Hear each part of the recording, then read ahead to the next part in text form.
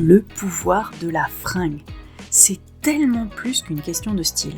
Ceci est un podcast qui explore comment nos habits révèlent nos forces, nos choix, mais aussi nos résistances et parfois même nos oppressions. À travers des interviews et des conversations sans filtre, on parle confiance en soi, lutte contre les normes imposées et la charge politique que portent nos vêtements. Ici, on démonte les diktats du patriarcat et on explore une mode qui libère, où chaque pièce devient un outil d'empowerment. Je suis Mathilde, coach en image incarnation. Je t'invite à découvrir comment la fringue peut devenir ton allié pour te sortir puissante, libre et alignée. Bonne écoute! Bonjour à toutes et à tous. Aujourd'hui, j'ai le plaisir de recevoir Elena sans H. Merci Elena d'avoir répondu à mon invitation sur ce premier épisode du nouveau podcast Le pouvoir de la fringue que j'avais envie de faire depuis quelques temps. L'idée me trottait en tête et je trouvais ça très raccord avec mon travail de coach en image et les valeurs que je partage de mon travail. Est-ce que tu peux te présenter et nous dire ce que tu fais ? Déjà, merci Mathilde pour cette invitation. Et puis, je savais pas que c'était sur le premier épisode, donc je suis hyper honorée. Merci beaucoup. Et donc, ce que je fais, j'ai une double casquette. J'ai mon studio de communication qui s'appelle Studio Lisereau, où j'accompagne des marques en storytelling, en création de contenu vidéo et en événements. Enfin, en gros, pour moi, tout ce qui fait un peu ton image cohérente et bien travaillée, en particulier dans les secteurs mode, art et culture. Et à côté de ça, j'ai mon compte Instagram, un blog, un compte TikTok qui s'appelle Elena sans H, où j'explore les liens entre mode, féminisme, santé mentale et pop culture, mais avec aujourd'hui un angle beaucoup plus sociologique sur la mode, parce que j'ai eu un espèce de déclic en fin d'année dernière en me disant mais en fait c'est ça qui me passionne depuis toujours et maintenant il est temps d'aller à fond dans ce sujet. Et d'ici septembre, ce média aura évolué. Je spoil de ouf. Mais voilà, il va y avoir pas mal de changements. Je sais pas encore si ça s'appellera Elena sans H. Je sais pas encore exactement ce que ce sera, mais en tout cas, ça parlera de sociologie de la mode. Et après, à voir ce qui va tourbillonner autour. Toi, comment est-ce que tu en es arrivée à parler de mode ? Moi, j'ai commencé à parler de mode parce que c'est un sujet qui me passionne depuis toute petite, mais plutôt dans le côté un peu transformatif de la fringue et ça a la capacité des vêtements à permettre à une personne de se sentir vraiment bien quand elle se regarde et dans sa peau et tout ça. Et en fait, je voulais transmettre ça à travers mes idées d'outfit. Mais voilà, donc en fait, ça s'est fait un peu comme ça. Et puis surtout, non, en fait, plus concrètement, quand j'étais étudiante en école de commerce, j'aimais pas du tout mes études. Et j'étais déjà complètement obsédée par la mode, mais à tel point que j'en parlais tout le temps. Je parlais tout Ouais. le temps d'outfits, d'inspiration, de machin, de trucs. Et en fait, c'était l'époque où il y avait des blogs tout le temps. Et du coup, mes potes ont fini par me dire, mais Elena, arrête de nous saouler. Commence à écrire dessus. Crée ton blog. Donc, j'ai d'abord créé mon blog avant Instagram parce qu'à ce moment-là, ça n'existait pas. Ouais. Donc, ça remonte à longtemps. Ou en tout cas, c'était les tout débuts d'Instagram parce que c'était 2012, je crois. Je crois que c'est ça. Et en fait, j'ai continué depuis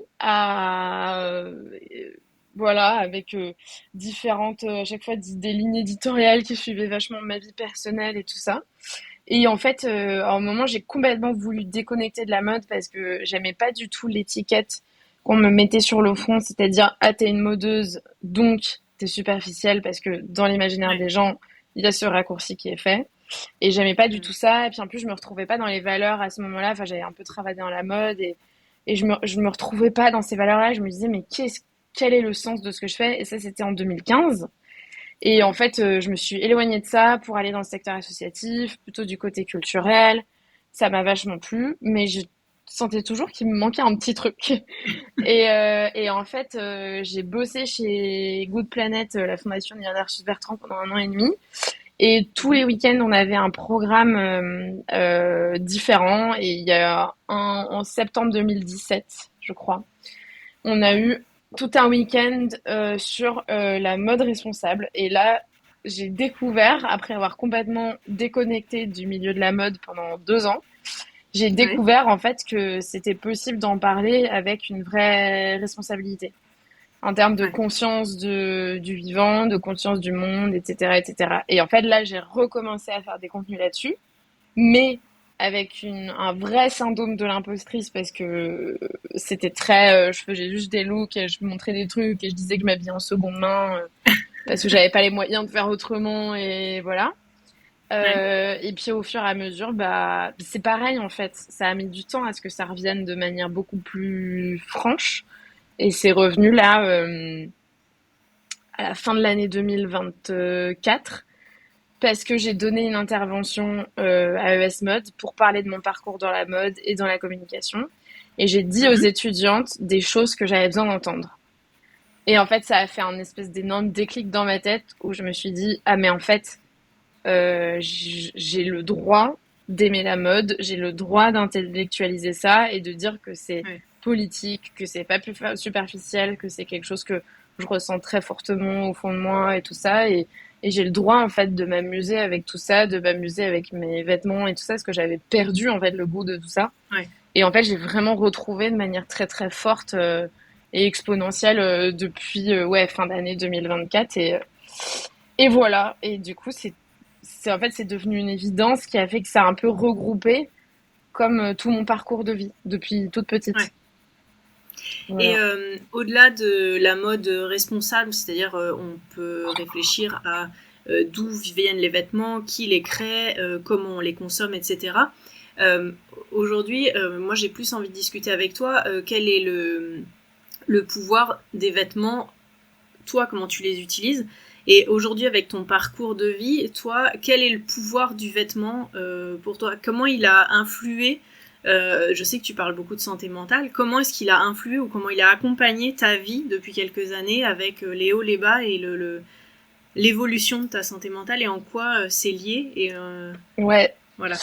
Euh, Moi, ce que j'ai remarqué, c'est que quand je vais pas bien, je me porte pas de couleur et j'ai envie de disparaître. Ouais. 2024 a été une année au niveau santé mentale désastreuse. Voilà, j'ai fini en dépression, en burn-out. C'était mon deuxième, donc voilà, c'était très compliqué. Je me suis retrouvée dans Ouais. une situation financière très compliquée à cause d'un ancien employeur peu scrupuleux. Mhm. Et, euh, et en fait, j'avais fait une vidéo sur TikTok en disant, parce que sur TikTok, je partageais plein de Get Ready With Me, des trucs qu'on s'habille ensemble et tout Mhm. ça. Puis au bout d'un moment, j'ai un peu lâché l'affaire parce que j'avais même plus envie de m'habiller. Et je me Ouais. souviens que j'ai fait une vidéo face cam que j'ai revue là, il y a pas très longtemps, parce que du coup, ça faisait 1 an que j'avais publié, où je disais, Ouais. en fait, je dois m'habiller parce que j'ai des rendez-vous, mais j'ai juste une envie en ce moment, c'est de disparaître. Ouais. Et je vois dans mon style, je porte que des choses larges, pas de couleur, je porte énormément de noir et c'est très très rare et très peu de couleurs et enfin et ça me ressemble pas de pas porter de couleurs.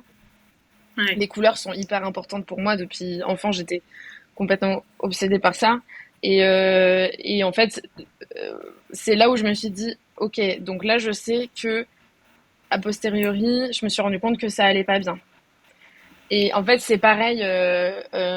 C'était en octobre, j'ai eu une discussion à ce sujet-là avec la fondatrice de Love and Dress, qui est une boutique de vêtements vintage, qui est très très très engagée. Enfin, c'est vraiment un concept à part entière dans les boutiques vintage.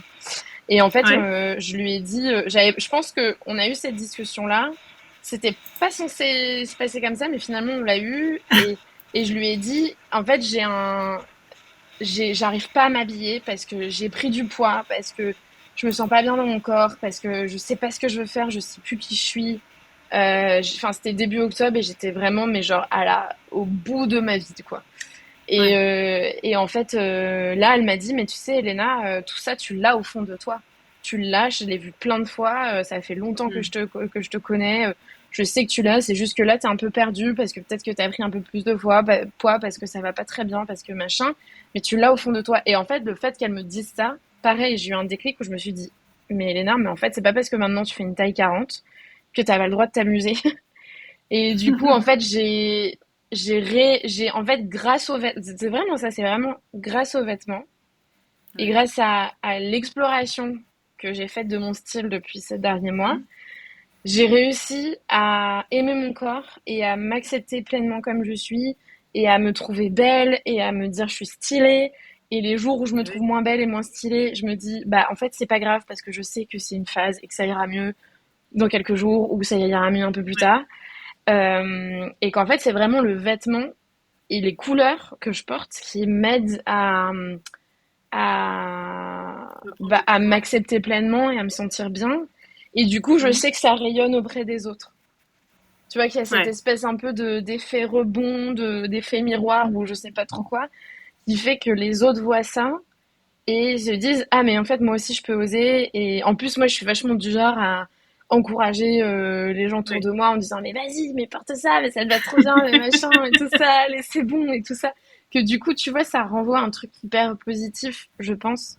Et franchement quand je regarde, mais j'avais fait un très bref contenu là-dessus où en fait je faisais la différence entre moi en mai 2024 et moi en mai Mhm. 2025. La différence, enfin, elle est genre évidente, quoi. Ça se voit sur mon visage, ça se voit dans Ouais. mon style. Mon style, il s'est vachement féminisé aussi. Ça, c'est un gros sujet pour moi aussi, dont je parle très peu finalement sur Insta. C'est que je me suis jamais vue comme quelqu'un de très féminine. J'ai toujours été un peu garçon manqué, mais parce que je cherchais à l'être, parce que je voulais pas, depuis toute petite, rentrer dans les carcans, les Ouais. Les clichés cases. féminins et tout ça. Vraiment, ça me gonflait. Je voulais pas ça. Je voulais pas être regardée comme ça et tout ça. Et du coup, en fait, je me suis jamais vue comme quelqu'un de sexy parce que j'ai jamais voulu attirer le regard masculin. Mhm. Où j'ai jamais voulu l'attirer sans le choisir. Donc Oui. du coup, je m'habillais toujours de manière pas sexy, ou en tout cas où je me disais bah non ça savait pas trop. Et c'était vraiment un choix les jours, très peu de journées dans l'année où je décidais que j'allais m'habiller Ouais. comme moi je me sentais sexy et ou très féminine et tout ça. Et en plus, j'ai souffert, c'est un bien grand mot, mais j'ai un peu eu le truc pendant plusieurs années où j'ai une visage, on me dit souvent j'ai une visage de poupon. J'ai Mhm. des yeux bleus, j'ai le teint assez blanc, les pommettes assez rosées, des taches de rousseur. Enfin voilà, Ouais. j'ai un peu un visage assez juvénile et du coup en fait j'ai souffert entre guillemets pendant longtemps du fait Mhm. on me voit plus jeune que mon âge, donc on me prenne pas au sérieux. Et donc du coup je Ouais. voulais pas aller vers des vêtements dont j'avais très envie, c'est-à-dire des vêtements hyper féminins avec des robes à volants, avec des trucs et tout ça. Et Mhm. en fait cette année je me suis autorisée tout ça.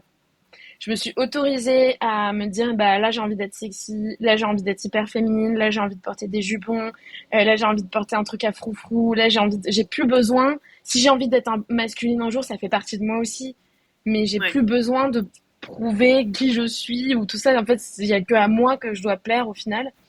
Et ça a vachement aussi changé mon regard sur moi. Et donc du coup, ça a eu un impact aussi avec comment je me sens par rapport à moi-même, comment je me vois et tout ça. Et puis, J'aurais deux questions. ouais, La première, ça va être justement, tu dis, tu vois la différence entre quand ta santé mentale était pas bien, quand tu étais en burn-out, déprimé, et donc tu étais plus en noir, plus à essayer de te cacher. Et puis après, où tu choisis plus des vêtements en conscience, tu mets de la couleur, tu rajoutes quand ça va bien. Est-ce qu'aujourd'hui, que la grosse tempête est passée, on va dire, euh, dans les émotions, est-ce qu'au quotidien, ben, on a tous des jours où ça va et des jours où ça va pas. Est-ce que ces jours-là, tu vas utiliser les vêtements pour essayer de te monter ouais, et te tirer vers le haut, ou mm, est-ce que au contraire, je sais que tu avais fait une vidéo où tu montrais que tu étais resté 3 jours en pyjama parce que bah ça allait pas, parce que tu étais malade ou je sais oui. pas quoi, est-ce que finalement d'avoir eu cette expérience et d'avoir pris conscience de la chose, tu te dis les jours où ça va pas, ben, je vais rajouter un t-shirt avec de la couleur et ça va peut-être me donner un peu de boost pour avancer. ou pas? Ouais, j'utilise complètement les couleurs pour les vêtements pour me booster quand c'est nécessaire. Je suis dans la Mm. pleine acceptation quand je suis en SPM. En plus, moi, j'ai un trouble dysphorique prémenstruel, donc c'est un SPM un peu plus important. Ça dépend des mois. Il y a des mois où c'est hardcore, il y a des mois où c'est vivable. Du coup, quand j'ai la flemme, bah, je T'assumes, suis quoi. ok. Ouais, j'assume.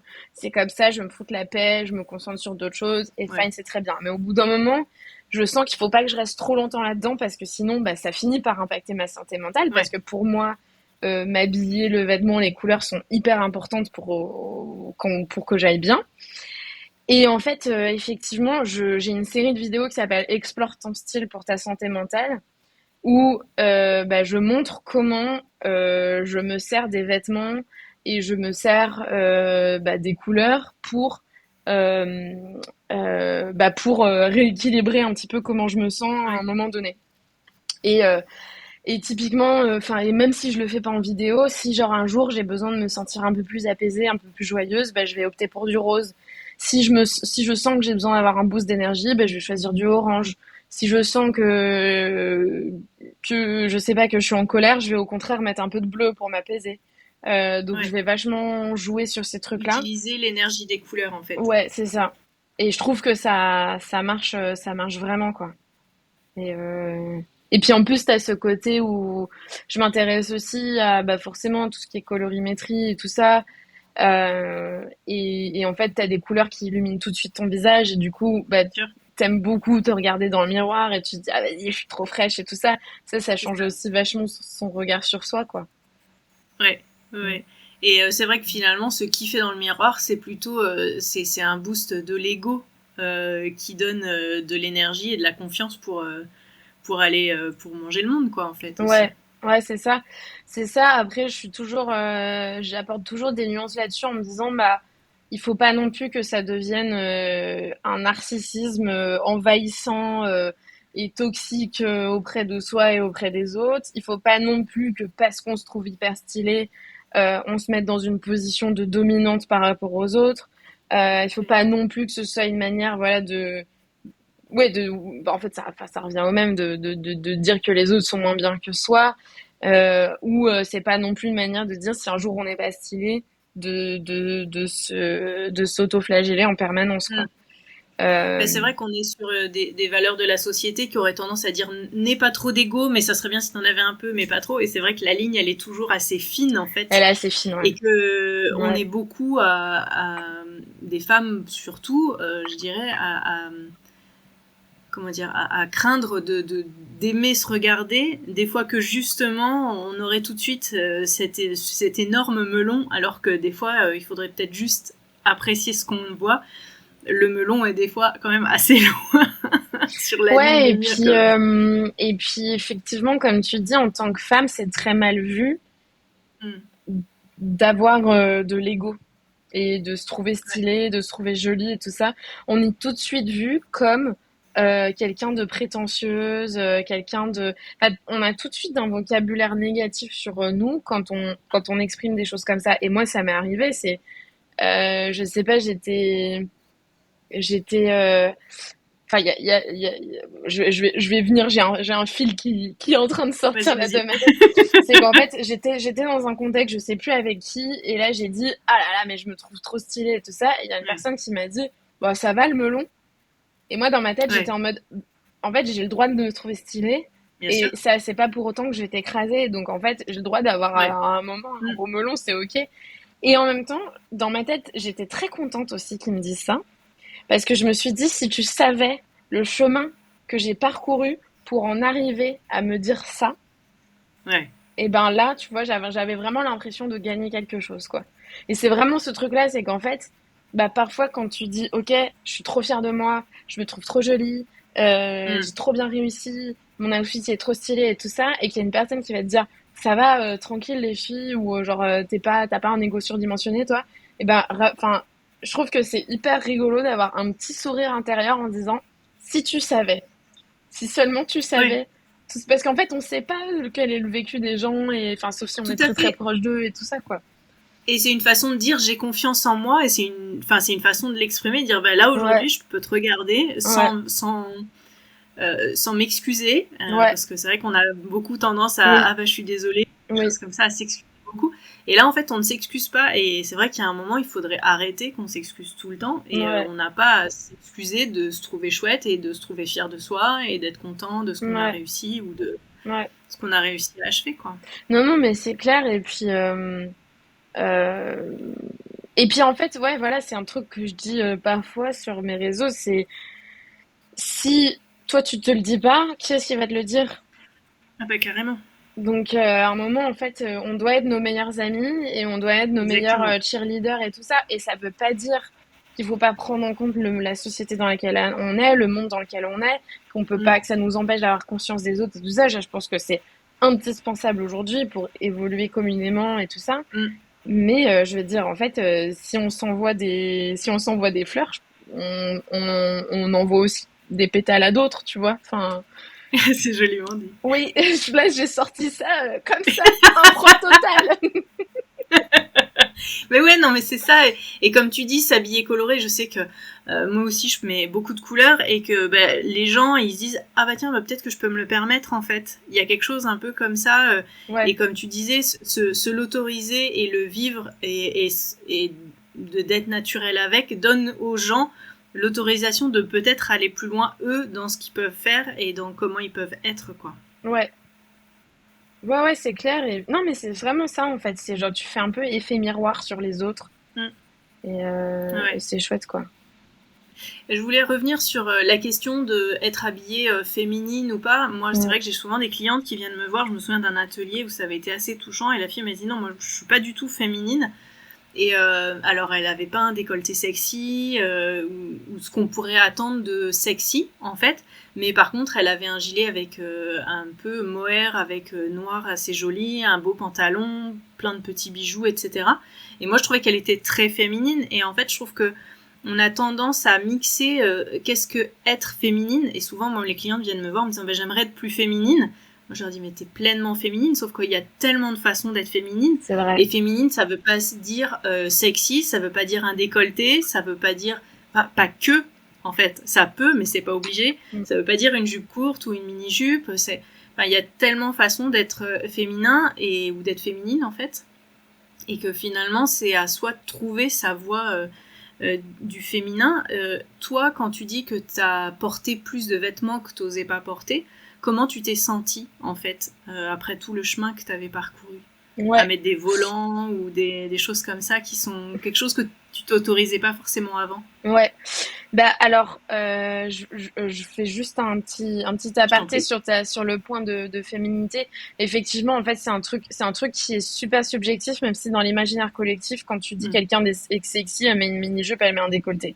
Sauf qu'en fait, c'est pas forcément le cas. Et typiquement, moi, je me sens sexy quand je vais porter un jean bien coupé et une chemise large, tu vois. Ouais. Je vais me sentir hyper féminine quand je vais porter bah, une robe vintage avec des fleurs et avec une paire de baskets. Donc, en fait, Mm. c'est hyper subjectif et ça, je pense qu'il faut Tout à fait. aussi se donner le temps de s'accorder à cette subjectivité-là. Et sinon, je vais pas, quand je dis volant, en fait, c'était pas tout à fait ça. C'est plus genre, je vais accepter. En fait, c'est ça, c'est que j'ai trouvé des coupes de robes et de pantalons et de jupes et tout ça qui sont plus en accord avec ma morphologie. Dans le Mhm. sens où j'ai des fesses et des cuisses puissantes et que du coup, je peux pas porter plein de choses qu'une taille 34, 36 va porter parce que en fait sur moi ça rendrait pas aussi bien et je me sentirais pas aussi bien. Et donc du coup ça m'a pris un tout petit peu de temps pour trouver vraiment les coupes dans lesquelles je me sentais bien, mais qui en fait en les portant je me suis rendu compte mais c'est exactement comme ça que j'avais envie de m'habiller quand j'étais enfant. Et que je me Ouais. disais ah mais ça j'aime trop, c'est trop joli, ah mais j'aimerais trop m'habiller comme ça et machin. Et quand j'étais enfant, j'adorais les petites robes avec les petits cols, avec des trucs comme ça. Et je me suis remise en fait à aimer ça parce que je me suis dit bah en fait ça c'est ma part enfant et ma part féminine en fait c'est deux parts mais Ouais. qui se complètent et qui ont envie de s'exprimer comme ça. Et comment je me suis sentie en fait je me suis sentie hyper fière en fait. J'avais l'impression d'honorer la petite fille en moi Mm. quand j'ai porté ces choses-là en me disant bah en fait c'est bon, genre je m'autorise à être qui j'ai envie d'être, à montrer ce que j'ai envie de montrer, à me dire que je m'en fous complètement si on n'aime pas ma tenue parce que moi je me sens trop stylée dedans. Donc ouais. Et en fait, si c'était, t'as trouvé un petit peu les lignes directrices de ton style en disant que si tu mixais tel truc avec tel truc, en fait, ça définissait qui tu étais toi, en fait. Moi j'ai du mal à définir, à me dire que j'ai qu'un seul style. Je pense que si on doit définir mon style, c'est Ouais. coloré. Mais je dirais pas que j'ai un seul style parce que je trouve qu'en fait, selon les jours, je vais avoir des styles quand même assez Oui, ça différents. peut être des éléments, en fait, qu'on va Euh, retrouver dans chaque tenue qui ouais, vont vraiment définir qui oui, tu es, en fait. ouais, c'est ça. Et donc du coup, ça va être porter des colliers, des boucles d'oreilles assez visibles. Ça va être. Mais en fait, tu vois, genre il y a aussi d'autres éléments qui sont inchangeables et qui font partie de moi. C'est mes Mhm. tatouages et mon piercing au nez et mes boucles d'oreilles. J'ai 11 piercings aux Mhm. oreilles. Tu vois, et ça pour moi, ça fait aussi partie de qui je suis, de ce que j'ai envie de montrer et de mon Mhm. style. C'est aussi, enfin, ça fait partie de l'expression Bien sûr. artistique en fait, de qui tu es. Et donc du coup, en fait, je me dis peu importe ce que je porte, peu importe les vêtements que j'ai envie de porter aujourd'hui, en fait, je reste toujours moi parce que j'aurai toujours Ouais. ça. Oui, c'est quelque chose qui est immuable, qui est Donc lié à toi et qui apparaissent à chaque fois, quoi. ouais, ouais, c'est ça. Et moi, j'adore en fait jouer avec ce côté. J'ai le bras droit tout Ouais. tatoué et porter un vêtement, une robe hyper girly, Mhm. quoi. J'adore jouer en fait un peu ce truc avec les codes et tu vois, je me verrais pas du tout porter genre des Doc Martens, enfin un peu le look un peu genre de tatoueuse entre Ouais. guillemets, c'est pas mon ADN. Et donc du coup, j'aime bien en fait avoir cette ambivalence là dans mon Ajouter du contraste, quoi. ouais, ce contraste là. Ouais, C'est exactement. souvent quelque chose en style qui donne du relief et de l'énergie, en fait. Le tout est de trouver le bon contraste qui, toi, te convient, en fait. Ouais, ouais, Donc, et c'est vrai il y a toujours chez toi, je trouve, un petit côté, tu disais enfantin.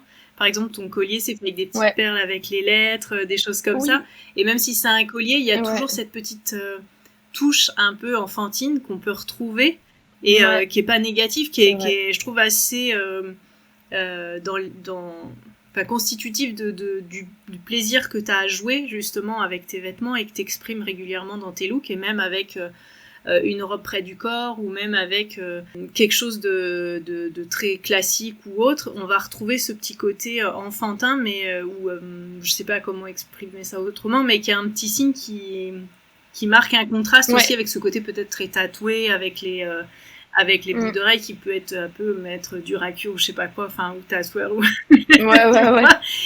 Et on ouais, c'est retrouve vrai. assez, je trouve, le contraste là-dedans. Et je trouve que ça marche assez bien chez toi Ouais. finalement. Et instinctivement, t'as trouvé un peu ta ligne, quoi. Peut-être que oui. Et en fait, c'est vrai que moi, je suis très ok avec le fait qu'on dise que j'ai toujours des éléments qui font un peu enfantin parce qu'en fait, je suis complètement en acceptation de ma part enfant et que Et ça ne diminue pas du tout ta crédibilité due à ton âge. Enfin, je veux oui, dire, oui, ça veut oui, pas dire que tu ouais, fais enfant, en fait. C'est vraiment au-delà de ça. ouais, C'est ouais, vraiment une question d'un élément de style, en fait, qu'on va retrouver régulièrement chez toi et qui ouais, fait un fil conducteur sur vraiment, et qui est lié aussi à ta personnalité, je trouve, de ce que tu oui, partages, en tout cas, et de ce qu'on voit à travers, ouais. à travers Instagram ou ton blog, en tout cas, et ça joue pas du tout, ça joue pas du tout sur ta valeur, en fait, c'est ça que je voulais dire. Ouais, ouais, ouais. Non, non, mais je comprends et enfin, moi, je le vois comme ça aussi. Je pense que j'avais pas forcément conscientisé qu'il y avait ces éléments-là qui se retrouvaient régulièrement, mais en même temps, ça m'étonne pas que tu le vois parce que je sais que ça fait partie de moi. Je sais aussi que, tu vois, ma meilleure amie, elle a 2 ans de plus que moi, elle est très enfantine aussi dans sa manière de parler, dans son humour, dans son style aussi. Typiquement, ces colliers-là, elle va vachement les porter et tout ça. Et en fait, je pense qu'on se retrouve aussi Mhm. là-dessus parce qu'on est deux adultes en acceptation totale de notre part enfant et au contraire, on aime bien l'exprimer Ouais. en fait. On aime bien qu'elle soit là parce que c'est notre part à nous qui nous rend très joviale et ouais, très rigolote et voilà. Oui, bah oui, oui, non, c'est important. Et comment justement sur les couleurs et tout ça, est-ce que tu utilises le mot du dopamine dressing, qui est un mot qu'on utilise de temps en temps. Donc la dopamine, c'est une hormone qui va booster. Et donc souvent, on le voit utilisé dans tous les dressings un peu colorés. Donc toutes les filles qui s'habillent largement colorées vont utiliser ça. Est-ce que c'est quelque chose que tu utilises, toi, comme expression ? J'aime pas du tout l'expression. J'aime pas du tout l'expression. J'ai l'impression que c'est un nouveau truc marketing pour nous vendre encore le fait d'avoir des vêtements colorés. Enfin, et que ça te permet aussi d'avoir de la dopamine dans ta tête pour que tu te sens mieux. Et oui, on en a parlé, le vêtement t'aide aussi à te sentir mieux. Mais en fait, si toi, tu te sens pas bien avec des couleurs, parce que, je sais pas, t'as un TDAH et que c'est trop pour toi, ou j'en sais rien, tu vois, bah, peut-être qu'en fait, toi, ta dopamine, tu la trouveras ailleurs. Et enfin, je sais pas, je le trouve un peu, je suis très jugeante, hein, mais je le trouve un peu ridicule, le thème, et il m'énerve. Et je me retrouve pas du tout là-dedans, parce qu'en fait, je me dis, bah, c'est pas en fait un dopamine dressing, c'est un dressing qui te ressemble. Et tu n'es pas de la dopamine, en fait. Je sais pas. Je voudrais aussi discuter d'un thème que tu as beaucoup essayé d'expliquer ces dernières semaines, donc c'est le female gaze. Est-ce que tu pourrais nous en parler, nous faire un petit explicatif de ta réflexion des derniers mois sur le sujet ? Ouais. Alors, en très résumé, donc tout est parti de mon vif intérêt depuis longtemps pour la sociologie de la mode. De mon regard féministe sur l'ensemble de ma vie et du système et tout ça. Et donc du coup, je me suis dit, ok, avant de parler de ça par rapport à la mode, il faut quand même que je commence avec les bases. Et les bases, c'est notamment le bouquin d'Iris Bray qui s'appelle Le regard féminin, qui est un essai philosophique sur ce concept qui est le male gaze versus le female gaze dans le cinéma et dans les séries, et comment est-ce qu'à travers le regard caméra, à travers un personnage notamment féminin et à travers ton regard en tant que spectatrice, tu vas avoir soit un female gaze, soit un male gaze. Et en fait, elle définit le male gaze comme étant un regard qui fait de l'autre un objet sexuel à observer souvent de manière non visible, et ça décortique les corps, et tu n'as pas d'empathie pour le personnage, etc.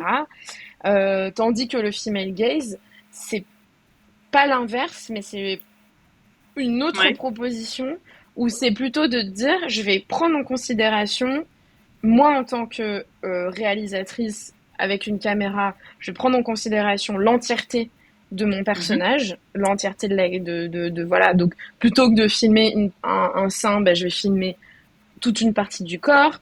Moi, en tant que personnage, je vais vraiment être sujet, et donc je vais transmettre des émotions, je vais raconter comment je me sens, etc. Et on va être vachement dans le regard du personnage.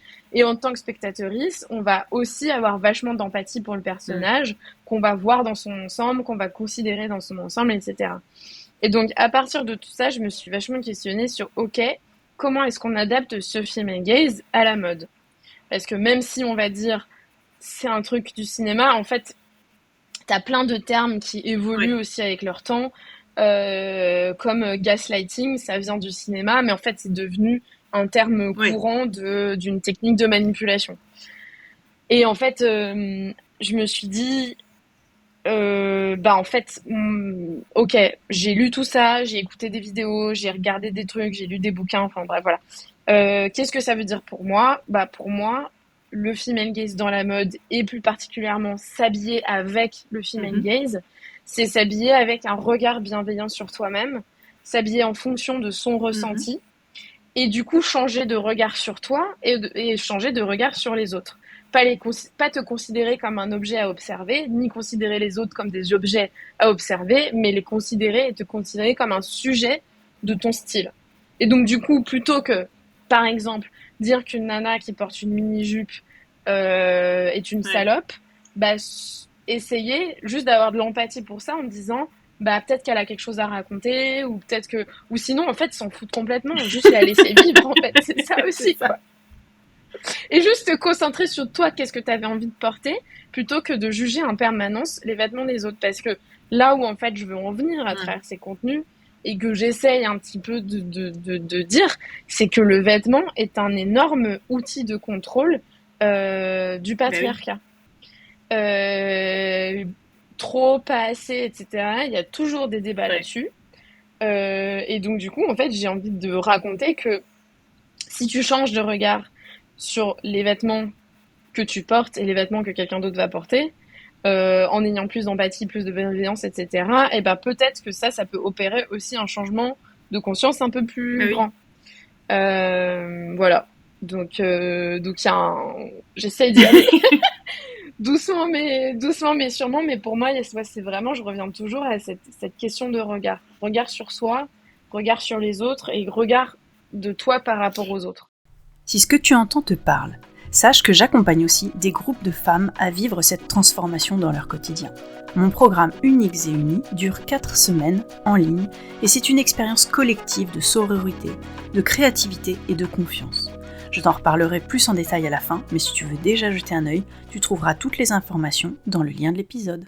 Tu as fait plusieurs vidéos en parlant du male gaze. Donc le male gaze, tu disais que au départ c'est un concept qui a été posé, un des mots qui ont été posés sur ce qui se passe au cinéma. Donc on parle par exemple, et tu le disais dans un de tes articles, ça va être la James Bond girl qui va être juste un objet dans le film et qui va être là juste, qui a été choisie parce qu'elle est plutôt jolie et qu'elle est là pour être belle à regarder et qu'elle est un faire-valoir de monsieur.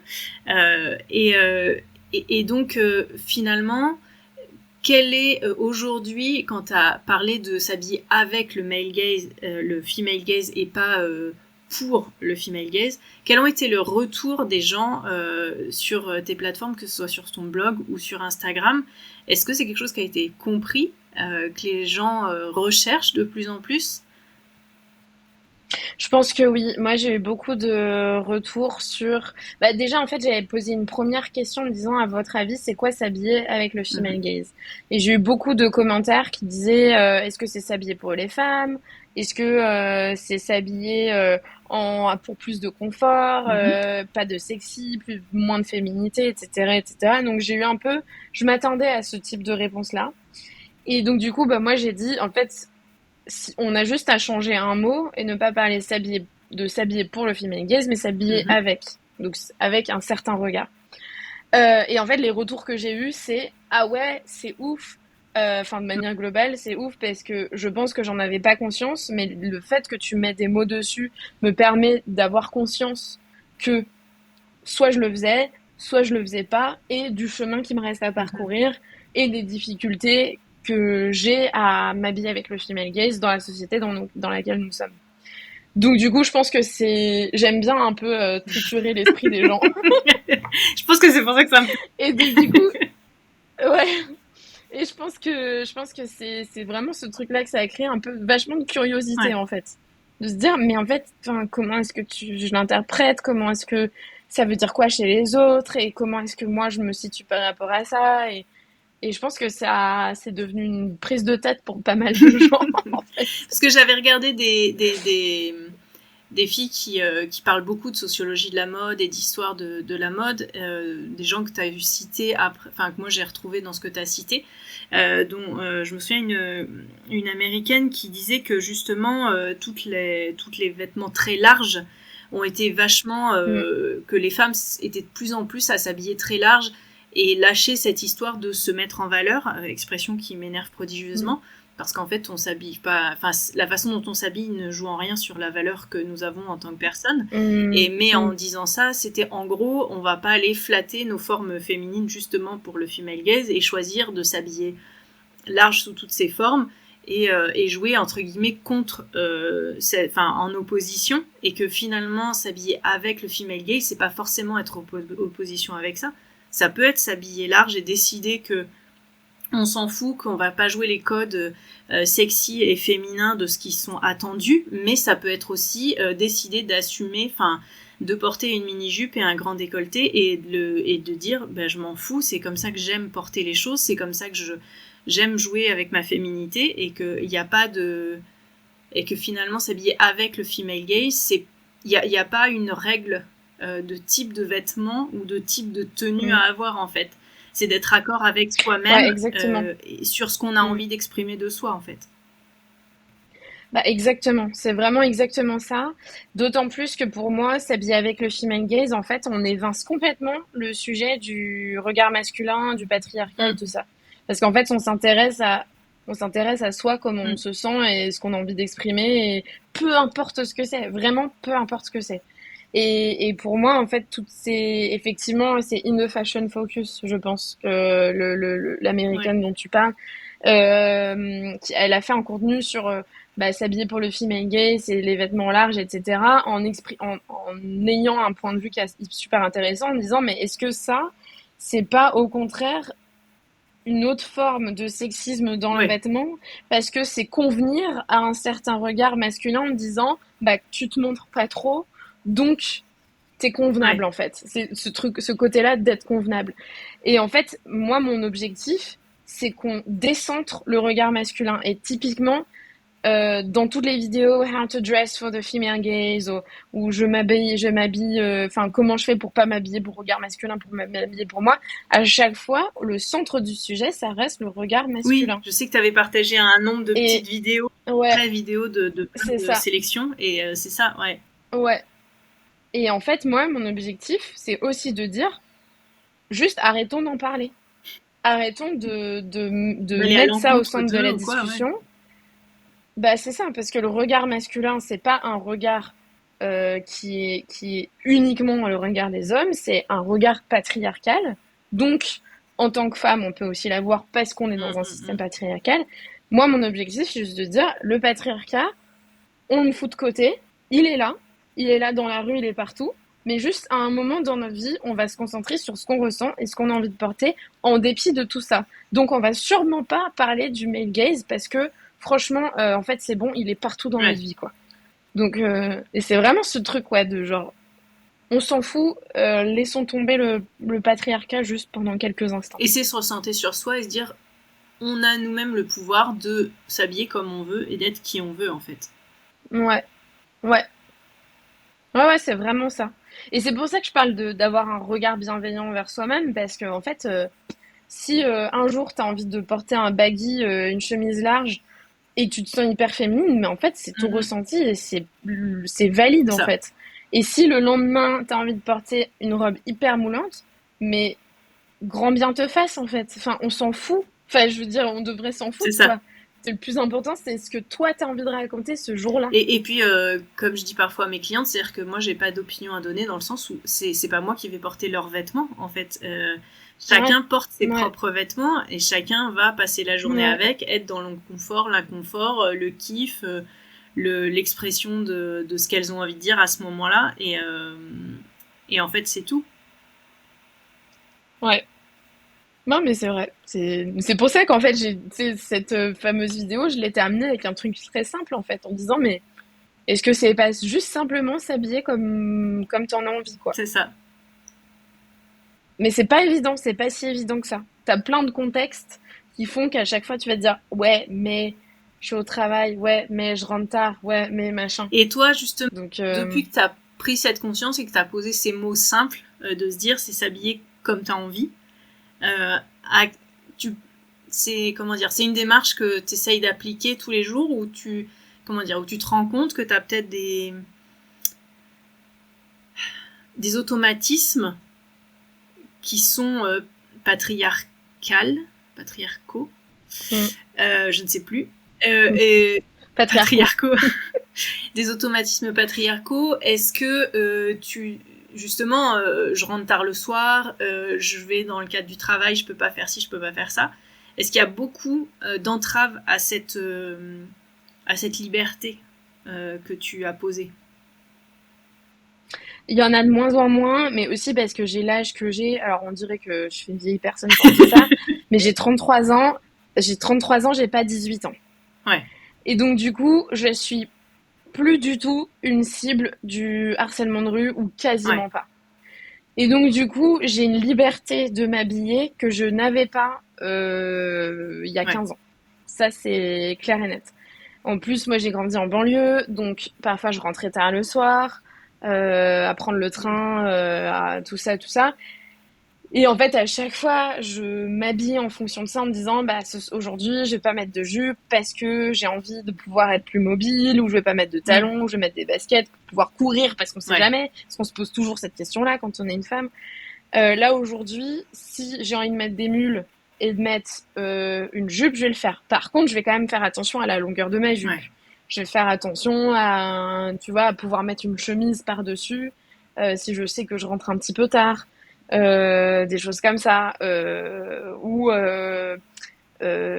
par exemple au travail, bah là, il y a un mois, j'ai donné une formation dans une agence de Mm. communication, ou enfin spécialisée dans le secteur bancaire et financier.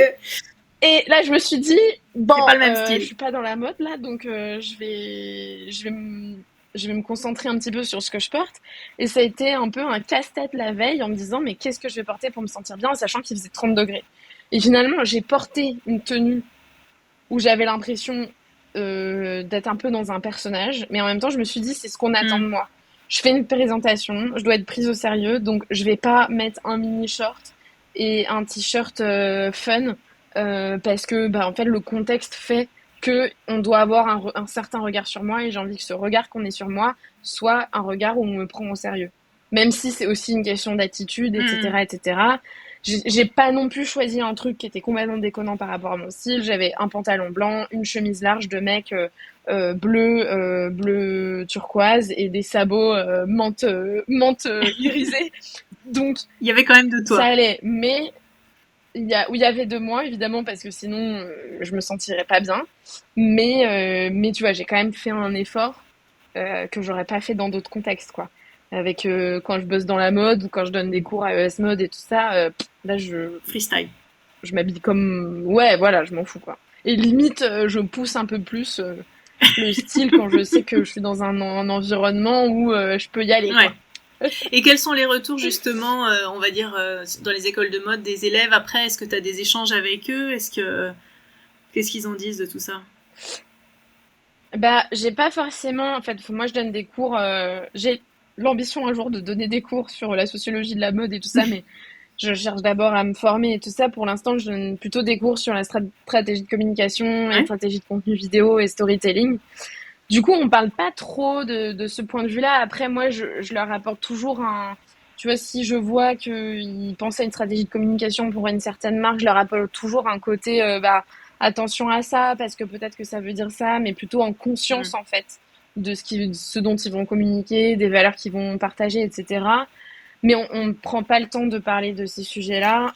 Moi, je me vois juste dans leur manière de s'habiller, qui est complètement différente de la manière dont on s'habillait quand moi j'étais étudiante en management de la mode. Et puis j'ai l'impression qu'il y a une vraie liberté en fait dans l'expression de qui ils sont, de qui ils veulent être, avec des strass, avec des trucs, avec ce côté beaucoup plus, enfin, dans cette fluidité du genre aussi, je Ouais. la vois vachement chez les élèves. Et ça, je me dis bon bah il y a des évolutions et tout ça, mais malheureusement j'ai pas encore eu l'occasion d'en discuter avec eux. Il y a quelque temps, tu as trié ton dressing et tu as expliqué, tu as un peu partagé comment tu avais fait ça, les étapes. Est-ce que tu peux, en deux mots, nous en parler et dire comment justement le pouvoir de la fringue a joué dans ce tri que tu as fait? Ouais. Bah, premier gros tri que j'ai fait, c'était en octobre. Ouais. Il s'est passé plein de choses en octobre. Parce que je retournais vivre chez mes parents, parce que j'allais pas bien, parce que j'avais grossi, parce que j'ai enlevé la moitié de mes Mhm. vêtements. Donc j'avais plus grand chose et ça m'a fait un bien Ouais. fou parce que je me suis dit, bah en fait, tout ce que je peux plus porter ou tous les trucs dans lesquels je me sens pas hyper bien, hop, ça va ailleurs. Et c'était génial, sentiment de ouf. Et du coup, bah, enfin, les étapes que j'ai faites, c'est déjà me dire tous les trucs dans lesquels je rentre plus, Je vais pas forcer mon corps à rentrer dedans. Il est comme ça, donc hop, tac, on vire. Tous les trucs que je porte, genre je les essaye et si je me dis, je vire aussi. Il faut que dès que je porte un vêtement, je me dise, ok, vas-y, c'est bon. Il faut pas que j'ai de doute. Si j'ai un doute, c'est que probablement c'est non. Sinon, je lui donne une chance, mais en général, si je lui donne une chance, c'est que c'est non. Et puis après, comment est-ce que ce tri-là a joué sur ma santé mentale, et puis sur mon style et tout ça, c'est vraiment ce sentiment de me dire, ok, là maintenant je m'écoute vraiment, je me respecte aussi vraiment. Et là, je sens que je suis dans une nouvelle phase de ma vie où j'ai envie d'avoir vraiment des pièces. Enfin, j'ai toujours voulu avoir des pièces que je gardais longtemps, mais où là, j'ai plus du tout envie de me contraindre dans mes vêtements, où j'ai envie d'avoir des choses dans lesquelles je sens que mon vêtement respecte mon corps. Et en fait, je suis vachement allée vers ça. Et en fait, en allant vers ça, j'ai acheté des vêtements que j'aurais jamais pensé acheter il y a quelques temps. Par exemple, un kilt. J'ai acheté un kilt, qui est un des trucs que j'ai le plus porté cet hiver. Et en fait, que j'ai adoré porter à toutes les sauces et que j'ai réussi à mettre à la sauce Elena, tu vois, en mettant un sweat, en mettant une veste en jean, en mettant plein de trucs, quoi. Et en fait, j'ai trouvé des vêtements dans lesquels je me sentais vraiment moi et qui me permettaient, qui m'ont en fait donné l'autorisation d'exprimer pleinement qui j'étais. Ce que j'arrivais pas à faire avant. Tu as trouvé des vêtements qui t'ont permis d'exprimer qui t'étais plus. Et comment est-ce que tu t'es autorisée à acheter, par exemple, ce kilt ? Parce que, en fait, c'était dans la boutique vintage avec laquelle je bosse beaucoup, Love and Dress. Et en fait, j'avais fait une vidéo avec la fondatrice où elle disait, moi, je sens que les kilts cet hiver, il va y en avoir beaucoup et tout le monde va en vouloir et tout ça. Et moi, c'est pas forcément ces arguments-là qui me donnent envie, bien au contraire, souvent. Mais j'ai vu les kilts et je sais pas, ça a commencé un peu à faire du chemin dans ma tête. Donc, je laisse passer quelques temps. Puis après, je me dis, je suis quand même une fan d'Outlander. Et Outlander, c'est en Écosse, donc il y a des kilts. Et donc, du coup, je sais pas, ça a un peu fait du chemin dans la tête. Et en fait, elle venait de recevoir un nouveau kilt, bordeaux rouge et bleu marine. Et là, je me suis dit, ok, c'est genre des couleurs que j'aime trop. Et en fait, je l'ai vu, je l'ai essayé, pile poil ma taille, longueur parfaite. Je venais d'acheter des bottes qui me permettaient aussi de le porter de manière stylée. Et là, en fait, j'ai tout de suite imaginé tous les looks que je pouvais faire avec. Et en fait, comme ça me fait ça, quand j'ai une espèce de une visualisation sur genre, de mood board qui tout ce avec quoi qui se crée, mais genre automatiquement dans ma tête, je sais que c'est la bonne pièce pour moi. Et tu achètes où justement tes vêtements ? Uniquement d'occasion comme ça dans ce type de boutique de seconde main ?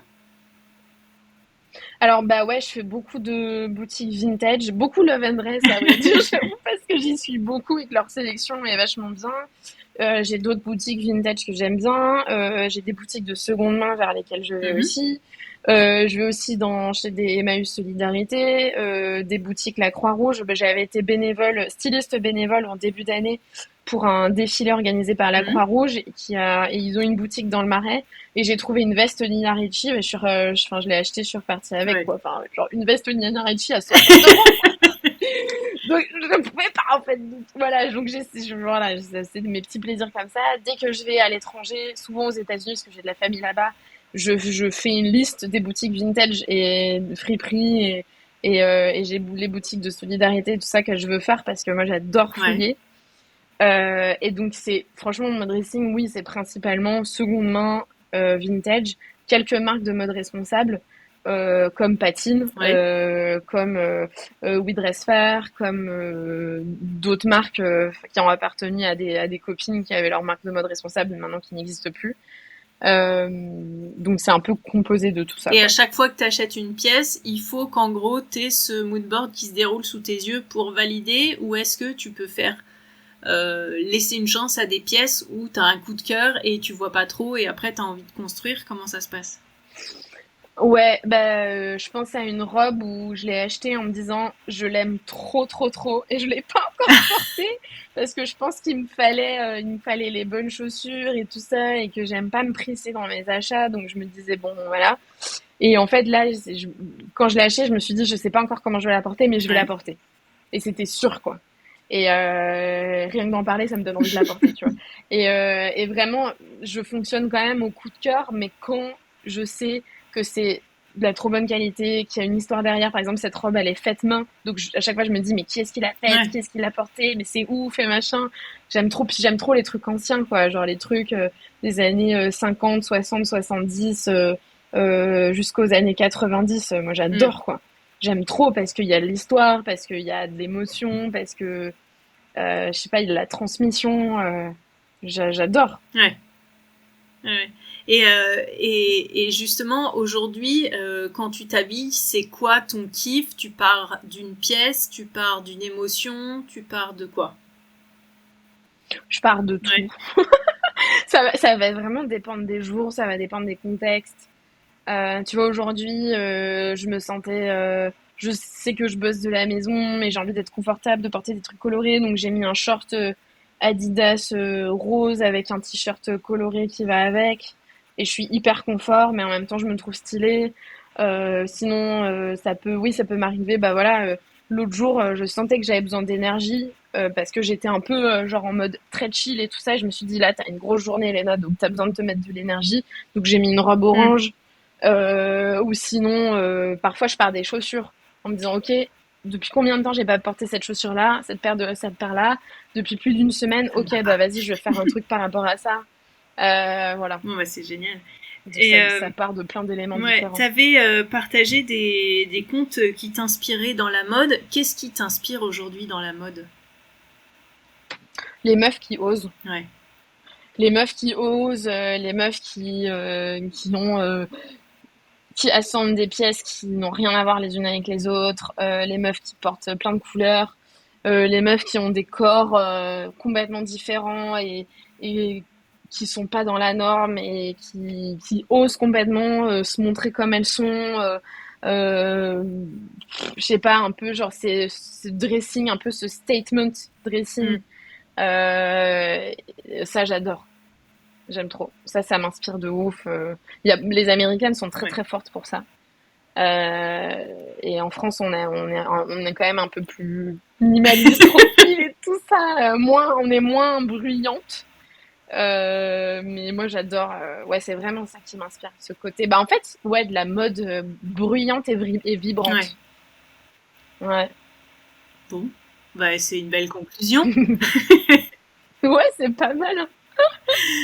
Est-ce que tu Ouais. voulais ajouter quelque chose sur ce que t'inspire cette idée du pouvoir de la fringue, ou est-ce que selon toi on a fait pas mal le tour quand même aujourd'hui sur comment toi tu sens ça? Moi, je pense qu'on a fait pas mal le tour quand Mm. même, hein. Je pense qu'on a fait pas mal le tour quand même, bah ouais, parce que j'ai parlé de bienveillance, j'ai parlé de pouvoir transformatif de la fringue, enfin on n'en a pas vraiment parlé en fait. Si, peut-être ajouter un truc Ouais. là-dessus, c'est ce truc de genre depuis toute petite, en fait, moi je suis pas passionnée par la mode parce que c'est des fringues Mm. En fait, je suis pas passionnée par la mode pour le côté superficiel de la mode. Je suis passionnée par la mode pour le côté vraiment genre psychologique et Ouais. sociologique. Et en fait, quand je me souviens très bien, j'étais petite, j'avais 5 ou 6 ans, et je disais déjà à ma mère, porte ça plutôt que ça, parce que ça te va mieux, mais ça te va mieux, c'était en mode, je vois que tu te sens Ouais. mieux. Et qu'en fait, j'ai vraiment, moi, un de mes plaisirs numéro un dans la Ouais. vie, c'est d'accompagner des copines, d'accompagner ma maman, faire du shopping et de leur dire, mais ça, mais ci, mais ça, et de les voir se sentir trop bien dans leur fringue. Genre vraiment, c'est un truc, je veux pas en faire mon métier, mais j'adore faire ça par plaisir, Ouais. quoi. Ouais, ça me parle, je me souviens d'une fois, j'avais accompagné des copines, on était allé faire du shopping il y a très longtemps. Et je leur ai dit, ah non, mais ça c'est bien. Elle me regardait, elle leur dit, non, non. Et moi j'avais essayé un truc et je trouvais que c'était chouette. Et elle me disait, non, non, non. Je l'ai essayé et elles m'ont dit, ah, tu le prends. Tu Ah le ouais, prends. Et j'aime bien se dire, essayer de passer au-delà des clichés qu'on peut avoir juste sur une fringue, sur un portant. Et ouais, la porter, ça ouais, change tout, quoi, ouais, en fait, suivant notre ouais, personnalité, qui ouais, on c'est est, clair. c'est lui donner vie quelque part. Ouais, c'est clair. Et puis, moi, j'aime bien, tu sais, j'ai l'impression d'avoir presque un super pouvoir quand je dis à quelqu'un, porte ça, fais-moi confiance, et que la personne dit, jamais de la vie, ça va aller. Et qu'elle le porte et elle sort de la cabine et elle est en mode, Ouais, oh, mais c'est dingo. Et là, je suis en mode, j'adore ça aussi, je et trouve là, ça tu vois, génial. genre vraiment, j'ai l'impression Ouais, d'avoir un espèce de super pouvoir. Ouais, c'est vraiment ouais. agréable, quoi. Bon. Bah écoute, merci beaucoup Elena d'avoir partagé tout ça avec nous. Et puis ceux qui ont envie de te retrouver peuvent te retrouver sur ton compte Instagram aujourd'hui, Elena sans H. Et ils vont retrouver le lien sur ta chaîne TikTok aussi et sur ton média, blog, où il y a plein de choses et qui va évoluer d'ici que cet épisode sorte en ligne parce qu'on est au début de l'été et qu'on est un peu folle de faire ça en avance. En tout cas, merci beaucoup de ta confiance et puis bonne continuation et j'espère un jour te croiser dans une conférence, un cours sur la sociologie du vêtement ou quelque chose comme ça serait génial. Je te le souhaite. Ah, j'adorerais, c'est un de mes rêves. Merci. Merci d'avoir écouté Le pouvoir de la fringue. Si tu as aimé cet épisode, abonne-toi pour ne pas manquer les prochains. Et partage-le à une amie à qui il pourrait faire du bien. Et si tu veux aller plus loin, découvre mes accompagnements et mes offres directement sur www.ateliersherwood.fr. Tu y trouveras notamment Uniques et Unis, ma formation collective pour transformer ta vie à travers tes vêtements. On se retrouve à très vite pour un nouvel épisode.